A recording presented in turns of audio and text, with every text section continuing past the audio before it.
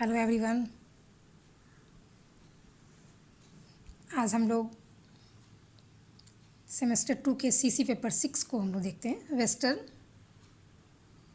Epistemology. इसमें हमने rationalism को पिछले हफ्ते हम लोगों ने देखा था, यानी बुद्धिवाद को हम लोगों ने देखा था। ज्ञान प्राप्त करने के जो साधन है उसमें बुद्धिवादियों के विवेचनों को हम लोग देखा था ना। आज हम लोग अनुभववादियों के विवेचन को देखेंगे, एम्पिरिसिज्म को। तो अभी रैशनलिज्म को हम लोगों ने पढ़ा था और हम ये जान पाए थे कि रैशनलिज्म सिर्फ बुद्धि को, यानी यह एकमात्र रीज़न को ही ज्ञान का सही साधन मानता है। और ठीक उसके इसके अनुभववाद को जिनके पर हम जैसे चले आए, तो यह अनुभववाद जो है यह बुद्धिवाद का विरोधी सिद्धांत है। इनके अनुसार केवल अनुभव ही ज्ञान का साधन है। चूँकि ज्ञान अनुभव मात्र से प्राप्त होता है, इसीलिए सभी ज्ञान को यह अर्जित किया हुआ मानता है या सीखा हुआ मानता है। यह नहीं मानता कि कुछ भी जन्मजात होते हैं। और अनुभववाद के अनुसार कि जन्म के समय मनुष्य का जो मस्तिष्क होता है, मस्तिष्क में उस समय किसी भी चीज़ तरह का ज्ञान विद्यमान नहीं रहता है। सारा ज्ञान जो होता है वह जन्म के बाद अनुभव द्वारा ही प्राप्त किए होता है और विकसित धीरे धीरे होता है। इसीलिए अनुभववाद जो है वह हमारे मस्तिष्क को क्या मानता है, एक कोरे कागज़ के समान मानता है, या कोरी पटरी, क्लीन स्लेट, या ब्लैंक पेपर कहता है कि जिस पर कि अनुभव के पूर्व या अनुभव के पहले उस पर कुछ भी अंकित नहीं होता है। अनुभववाद का जो यह सिद्धांत जो है वह बुद्धिवाद के सहज ज्ञानवाद के का पूरा विरोधी है। तो अनुभववाद जो है वो मानता है कि ज्ञान क्या है, वो ज्ञान हमारे निर्णयों की समष्टि है। निर्णय प्रत्ययों को संबंधित करने से बनते हैं, इसीलिए ज्ञान के तत्व, आदि तत्व जो है वो मूल तत्व क्या होते हैं, वो प्रत्यय ही होते हैं। और इन्हीं प्रत्ययों की उत्पत्ति से हमारा प्राप्ति अनुभव से होता है। यही कारण है कि अनुभव को ज्ञान का सच्चा उत्पादक कहा जाता है। इसलिए अनुभववाद का ये मत है कि बुद्धि को ज्ञान की जननी हम नहीं कह सकते, क्योंकि ज्ञानोत्पत्ति में वह बिल्कुल क्या होता है, निष्क्रिय रहती है। क्योंकि किसी भी प्रकार के प्रत्यय को वह अपने अंदर से पैदा नहीं करती, बल्कि बाहर से मिले हुए धन की तरह उसे वह ग्रहण करती है। मिले हुए धन की तरह वह ग्रहण करती है। और ज्ञान की पद्धति के विषय में अनुभववाद जो है वह आगमन विधि पर अधिक जोर देता है। वह मानता है कि सामान्य ज्ञान ही सबसे महत्वपूर्ण है। चूँकि ज्ञान का एकमात्र साधन अनुभव है और अनुभव विशेषों का होता है, इसलिए आरंभ में विशेषों का ही हमें ज्ञान होता है और बाद में विशेषों के ज्ञान के आधार पर आगमन विधि द्वारा सामान्य जनरल ट्रूथ्स का ज्ञान हमें होता है। इसलिए ज्ञान की मुख्य पद्धति जो क्या है, अनुभववाद आगमनात्मक को मानता है, आगमन विधि को मानता है। अब है कि बुद्धिवाद जो है वो गणित विज्ञान को ज्ञान का आदर्श मानता है, किंतु अनुभववाद के अनुसार यह सही नहीं है। वह तो यह मानता है कि दो तरह के विज्ञान होते हैं, एक कंसेप्चुअल तथा दूसरा फैक्चुअल, मतलब संप्रत्यात्मक और तथ्यात्मक। संप्रत्यात्मक विज्ञान वस्तुओं के अस्तित्व के विषय में कोई कथन नहीं कहते, बल्कि वो जो है वो कुछ संप्रत्ययों से निगमन विधि द्वारा निष्कर्ष निकालते हैं। और जबकि गणित विज्ञान जो है वो संप्रत्यात्मक होता है। आप इसे देख सकते हैं बड़े अच्छे में, ये राजेंद्र प्रसाद की किताब है, उसमें बड़े अच्छे ढंग से समझाया गया। देखिए उसमें लिखा हुआ है कि ऐसा ज्ञान जो है वह गणित विज्ञान संप्रत्यात्मक है। त्रिभुज, वृत्त, संख्या आदि के संप्रत्ययों से यह निगमन निकालता है। यह नहीं कहता कि वस्तुतः त्रिभुज, वृत्त या संख्या का अस्तित्व संसार में है। वे जो है मनोविज्ञान, भौतिक विज्ञान, रसायन विज्ञान आदि को क्या मानते हैं? अनुभविक तथ्यात्मक ज्ञान के ये सब उदाहरण मानते हैं। और इसलिए वास्तविक घटनाओं का जो ज्ञान है वह बौद्धिक विश्लेषण से नहीं बल्कि अनुभव से होता है। ये मानते हैं। और वो कहते हैं कि अनुभव से ही जाना जाता है। इसलिए वो मानते हैं कि तथ्यात्मक या वस्तुपरक विज्ञानों के अनुभव के निष्कर्ष अनुभव पर आधारित होते हैं। उनके निष्कर्ष गणित की तरह सार्वभौम और अनिवार्य नहीं हो सकते, क्योंकि भूत, वर्तमान और भविष्य सब का अनुभव संभव नहीं होता है। इसलिए उनके निष्कर्ष अधिक से अधिक संभाव्य हो सकते हैं, वो पूर्णतः निश्चित नहीं हो सकते हैं। तो इसलिए अब जब हम लोगों ने बुद्धिवाद को देखा और अनुभववाद को, तो हम लोग थोड़ा सा ये देखें कि दोनों में आखिर अंतर क्या है। एक सामान्य अंतर देख लेंगे तो बिल्कुल हमारे समझ में आ जाएगा कि तो एक सामान्य अंतर हम लोग देखें तो यह बताना पड़ेगा कि पहला अनुभव जो है वह ज्ञान की उत्पत्ति का साधन बुद्धि को नहीं बल्कि अनुभव को मानता है। और ठीक दूसरी तरफ बुद्धिवाद क्या है? वह ज्ञान की उत्पत्ति का साधन बुद्धि है, अनुभव नहीं, ऐसा मानता है। फिर दूसरा अंतर हम ये देख सकते हैं कि बुद्धिवाद अनुभववाद कहता है कि अनुभव से उत्पन्न होने के कारण सभी ज्ञान अर्जित होते हैं, इसलिए कोई भी ज्ञान जन्मजात नहीं है। जबकि बुद्धिवाद मानता है कि ज्ञान के आधारभूत प्रत्यय क्या होते हैं, वे जन्मजात हैं और उन्हीं से ज्ञान उद्भूत होता है। फिर तीसरा हम ये कह सकते हैं कि बुद्धि अपने आप में निष्क्रिय है, क्योंकि पहले वह अनुभव से प्राप्त प्रत्ययों को ग्रहण करती है, बाद में भले वो सक्रिय हो जाता है। जबकि बुद्धि स्वभावतः क्रियाशील होता है, क्योंकि अपने अंदर से ही वो ज्ञान उत्पन्न करता है। अभी तक देखने के बाद इतना हम जान रहे हैं। और एक और बात हम कह सकते हैं कि आदर्श ज्ञान जो होता है, अनुभववाद क्या मानता है कि आदर्श ज्ञान तथ्यात्मक विज्ञान देते हैं, और बुद्धिवाद क्या मानता है कि आदर्श ज्ञान गणित विज्ञान देता है। तो ये दोनों में कुछ अंतर था। और जब हम अनुभववाद के इतिहास पर जब हम नज़र डालेंगे तो फिर हम देखेंगे कि सबसे पहले प्रोटागोरस जो दार्शनिक थे, वो पश्चिमी दर्शन में अनुभववाद के सर्वप्रमुख समर्थक के रूप में वो माने जाते हैं। वे एक प्राचीन यूनान के प्रसिद्ध दार्शनिक हैं और उन्होंने एक संप्रदाय की स्थापना की थी जिसे सोफिस्ट संप्रदाय के नाम से जाना गया था। तो ये इन्होंने शुरुआत की थी अनुभववाद की, और इन्होंने यह माना था कि केवल इंद्रिय अनुभव या संवेदना ही ज्ञान का साधन हो सकता है। जो इंद्रियों से ग्राह्य है वही ज्ञान का विषय हो सकता है। और उसके आगे चलें तो फिर स्टोइक संप्रदाय, ये जो स्टोइक संप्रदाय के लोग थे वो मानते थे, ये भी प्राचीन यूनान का स्टोइक संप्रदाय भी अनुभववाद का समर्थन करता है।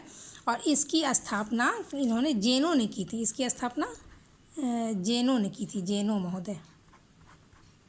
जेनो महोदय थे, उन्होंने इसकी स्थापना की थी। और यह संप्रदाय भी सभी ज्ञान को अनुभवजन्य ही मानता है, और अनुभव से इसका मतलब है इंद्रिय अनुभव से, क्योंकि इंद्रियों के मार्ग से हमारा सारा ज्ञान हमारे मस्तिष्क में प्रवेश करता है, ऐसा जेनो महोदय का भी मानना था। और अब आगे जाएं तो हम लोग देखें कि लॉक, बर्कले और ह्यूम, ये तीन जो अनुभववादी थे जिन्होंने ज्ञान शास्त्रीय सिद्धांत के रूप में इस अनुभववाद को विकसित करने का पूरा श्रेय लॉक, बर्कले और ह्यूम को जाता है, और इन्होंने अनुभववाद को आगे बढ़ाया। तो सबसे पहले हम लॉक को देखें तो लॉक क्या कहते हैं। लॉक के अनुसार वही मानते हैं कि जो अनुभव से पहले हमारे मन की तुलना बिल्कुल कोरे कागज़ के समान है, कि जो भी ज्ञान है हमारा आदि विषय प्रत्यय है, वो प्रत्ययों के अतिरिक्त किसी पदार्थ का साक्षात ज्ञान हमें नहीं होता। लेकिन सिर्फ प्रत्ययों को ही ज्ञान की संज्ञा नहीं दी जा सकती, ऐसा मानते हैं, क्योंकि जो इनके निर्णायक तत्व जो होते हैं, ज्ञान के निर्णायक तत्व होते हैं, वे दो प्रकार के होते हैं, एक सिंपल और कॉम्प्लेक्स, यानी सरल और जटिल, दो प्रकार के प्रत्यय होते हैं। और जटिल प्रत्यय जो है क्या है, वो सरल प्रत्यय के मिलने से बनते हैं। हम लोगों ने क्या देखा कि प्रत्यय दो तरह के हो गए, सरल और मिश्रित। तो सरल प्रत्ययों के मिलने से क्या हो गया, मिश्रित प्रत्यय बनते हैं। तो ज्ञान की उत्पत्ति का मतलब सरल प्रत्ययों की उत्पत्ति ही होता है। ज्ञान की उत्पत्ति का मतलब ये सरल प्रत्ययों की उत्पत्ति से इसका मतलब होता है। और ये उनका यही मत उन्हें अनुभववादी बना देता है, क्योंकि वे मानते हैं कि अनुभव से प्राप्त प्रत्ययों को निष्क्रिय रूप से बुद्धि सिर्फ ग्रहण करती है। वह तो आईने की तरह है जो सामने के पदार्थों का प्रतिबिंब ग्रहण कर लेता है। इसलिए सरल प्रत्ययों का उद्गम होने से अनुभव ही ज्ञान का साधन या प्रमाण है। और ये लॉक मानते हैं कि यह जो अनुभव होता है वो दो प्रकार का होता है, एक संवेदना सेंसेशन और रिफ्लेक्शन। सेंसेशन और रिफ्लेक्शन के द्वारा ही जो प्रत्यय मिलते हैं वे बाहरी वस्तुओं के गुणों को व्यक्त करते हैं। सेंसेशन के द्वारा जैसे कि मेंटल स्ट्रेटजी, संकल्प, स्मृति, विचार आदि सब जो मन में आते हैं वो उन प्रत्ययों के द्वारा वो हमें प्राप्त होते हैं। इसलिए पहले हमें संवेदन से हम प्रत्यय को प्राप्त करते हैं, फिर बाद में उसका निरीक्षण करना सीखते हैं। इसलिए जो भी प्रत्यय मन के अंदर हैं वह संवेदन या अंतः प्रेक्षण के कारण से मिला हुआ हमें होता है। इसलिए हमारे मस्तिष्क में, मानव मस्तिष्क में ऐसा कुछ भी नहीं है जो हम ये कह दें कि वो सभी अनुभव से पहले प्राप्त हुआ हो। अब और उसके बाद फिर वो बताते हैं कि पदार्थों में एक शक्ति होती है जिसके द्वारा वो प्रत्यय उत्पन्न करते हैं, और इस शक्ति को लॉक जो है वो क्वालिटी कहते हैं, गुण कहते हैं। और गुण भी दो प्रकार का बताते हैं, एक प्राइमरी क्वालिटी और दूसरा सेकेंडरी क्वालिटी। और गौण प्राइमरी यानी प्राइमरी क्वालिटी कौन क्या होते हैं? गौण गुण वे हैं जो पदार्थों में वस्तुतः विद्यमान नहीं रहते, बल्कि उसके मुख्य गुणों द्वारा अनुभवकर्ता के अंदर उत्पन्न संवेदन मात्र होते हैं, जैसे रूप, रस, गंध आदि जो होते हैं ये सब। इन्हें लॉक ने गौण कहा है, गौण गुण माना है। इस प्रकार लॉक के अनुसार जो है वस्तुओं का सीधा ज्ञान नहीं होता, बल्कि उनसे उत्पन्न प्रत्ययों के माध्यम से होता है। और जो कॉम्प्लेक्स होते हैं यानी जो सरल प्रत्ययों से मिल के जो बनते हैं जटिल प्रत्यय, ये उन्हीं से बनते हैं फिर। और इसके आगे लॉक के आगे जब हम देखें कि वर्कले का क्या विचार है, वर्कले महोदय क्या कहते हैं, तो वर्कले महोदय भी जो है ये एक बार लॉक की आलोचना वे थोड़ा सा करते हैं और कहते हैं कि अनुभव मात्र को प्रमाण मानने पर किसी नॉन एम्पेरिकल पदार्थ को स्वीकार करना असंगत होगा। चूँकि लॉक से ऐसी गलती हो गई क्योंकि उन्होंने भौतिक द्रव्यों को अनुभूत न होने पर भी अनुमान के आधार पर सत्य मान लिया है, जो कि बर्कले को सही नहीं लगा। तो बर्कले ने लॉक की इस त्रुटि को हटाकर अपनी बात को रखा, अपने मत को, और उन्होंने कहा कि केवल अनुभव ज्ञान का साधन है और अनुभव सिर्फ प्रत्ययों का होता है जो वस्तुओं के गुणों को व्यक्त करते हैं। इसलिए भौतिक द्रव्य सत्य नहीं है क्योंकि वह अनुभव गम्य है। प्रत्यय मात्र अनुभूत है और वे गुणों को व्यक्त करते हैं। इसलिए सभी गुण अनुभव पर निर्भर हैं, सभी पदार्थ अनुभव पर आधारित है। ऐसे इस परसिपी यानी इन्होंने क्या कह दिया कि प्रत्ययों को किसी आश्रय की आवश्यकता है जो उनका अनुभव कराता है, क्योंकि वे स्वयं अपने आप को अनुभूत नहीं कर सकते। तो ये बर्कले ने लॉक की कुछ त्रुटियों को पहचानते हुए अपने दर्शन में उन्होंने इन अपनी बातों को रखा। अब आगे यदि हम ह्यूम की ओर जाते हैं, ह्यूम महोदय जो ये भी एक बहुत बड़े अनुभववादी थे, तो अनुभववाद ह्यूम ने क्या कहा इसको हम लोग थोड़ा देर देख लें। बर्कले लॉक की बातों को स्वीकार करते हुए भी इनकी कुछ त्रुटियों को दूर करते हुए बर्कले ने अपने विचार को रखा, और बर्कले के बातों को भी अधिक तुष्टि संगत बनाने हेतु ह्यूम का विचार काफ़ी सुलझा हुआ उनके दर्शन में हम लोगों को मिलता है। क्योंकि लॉक और बर्कले की तरह वे भी मानते हैं कि ज्ञान क्या होता है, ज्ञान अनुभवजन्य होता है, ज्ञान अनुभवजन्य ये भी मानते हैं। और अनुभव जो होता है वो आइडियाज़ का, प्रत्ययों का होता है। आइडियाज़ का अनुभव हमें मिलता है, वस्तुओं का नहीं। प्रत्यय जो है वो मन की दशा है, मन से स्वतंत्र सत्ता वाले पदार्थ नहीं। तो चूँकि प्रत्यय ही अनुभूत होते हैं, इसलिए उनका ये मानते हैं कि प्रत्ययों के अतिरिक्त कोई पदार्थ भौतिक या आध्यात्मिक नहीं रहता। और इसलिए ये ह्यूम के अनुसार ऐसा इस सत्य नहीं माना जा सकता है। उनका कहना है कि सिर्फ प्रत्यय यथार्थ है क्योंकि उन्हीं का अनुभव होता है। इसलिए ह्यूम के इस मत को सर्वाहनवाद भी कहते हैं, यानी सॉलिप्सिज्म भी कहा गया है इनके मत को। और ह्यूम भी मानते हैं अन्य लोग उन दोनों की तरह कि अनुभव के दो अंग होते हैं, एक प्रत्यक्ष अनुभव और दूसरा प्रत्यय, यानी एक संवेदना और इम्प्रेशन और आइडियाज़। संवेदन आंतरिक है और बाह्य आइडियाज़ क्या होते हैं।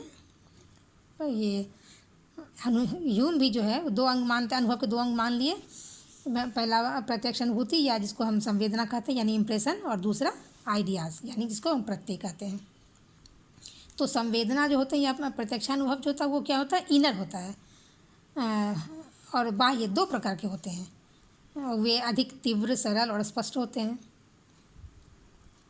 जबकि आइडियाज़ जो होते हैं और ये आइडियाज़ जो होते हैं वे संवेदन से ही उत्पन्न होते हैं। इसलिए जिस पदार्थ के संवेदन नहीं मिलते उसके प्रत्यय भी नहीं हो सकते हैं। ह्यूम ने अपने दर्शन में ऐसा कहा। अब भारतीय दर्शन में जाएं तो चारवाक दर्शन को भी हम मानेंगे कि चारवाक दर्शन ने यथार्थ ज्ञान के लिए प्रमा शब्द का प्रयोग किया था, और प्रमा के साधन को प्रमाण कहते हैं। प्रमीयते यानी नीति प्रमाणम, जिससे प्रमाण की उत्पत्ति होती है। और प्रमाणों की संख्या को लेकर काफ़ी मतभेद हमको देखा गया, 1 से 6 प्रमाण तक माने गए हैं। तो इस तरह की बात उन्हें हमको देखने में आता है। और चारवाक महोदय जो भारतीय दर्शन में थे वो भी अनुभववादियों की तरह एकमात्र सिर्फ प्रत्यक्ष को भी ये भी ज्ञान का एकमात्र सही साधन मानते थे। लेकिन उपर्युक्त बातों को देखने के बाद इस अनुभववादियों की बातों को भी आलोचना की नज़र से, ये आलोचकों की नज़र से नहीं बच पाए, और इनके सिद्धांतों की भी कुछ आलोचनाएं हमें देखने को मिलती है। और आलोचकों का पहली आलोचना तो यही है कि बुद्धिवादियों की तरह यह भी एक एकांगी सिद्धांत है। क्या आलोचना में क्या लिखा कि यह भी एकांगी है, क्योंकि यह भी एकमात्र अनुभव को मानता है, इसीलिए सिर्फ अनुभव से ज्ञान नहीं मिल सकता। अनुभववादी उन्होंने ये माना। फिर दूसरी आलोचना में कहा गया है कि अनुभव को उसकी पूर्ण व्याप्ति में नहीं लेता है, बल्कि ये इंद्रिय अनुभव के प्रति ज़्यादा वो पक्षपात करता है, मतलब इंद्रियों से प्राप्त ज्ञान को। तो इसलिए यहाँ पर आलोचकों ने आलोचना की है। और फिर कुछ आलोचकों ने ये भी कहा है कि अनुभववाद जो है वो आत्मव्याघातक प्रतीक होता है मेरे को, क्योंकि अपनी असत्यता को वो स्वयं प्रमाणित करता है, और वह मानता है कि अनुभव मात्र प्रमाण है।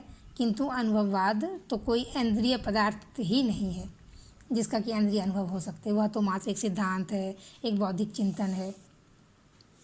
और इस तरह जो है वो अनुभववाद का चरम विकास ह्यूम के दर्शन में होता तो है, लेकिन वह भी आलोचनाओं से, क्रिटिसिज्म से वो बच नहीं पाए हैं। तो ये था आज आपका अनुभववाद जिसे हम लोगों ने देखा, और अगली क्लास में हम लोग क्रिटिसिज्म को देखेंगे।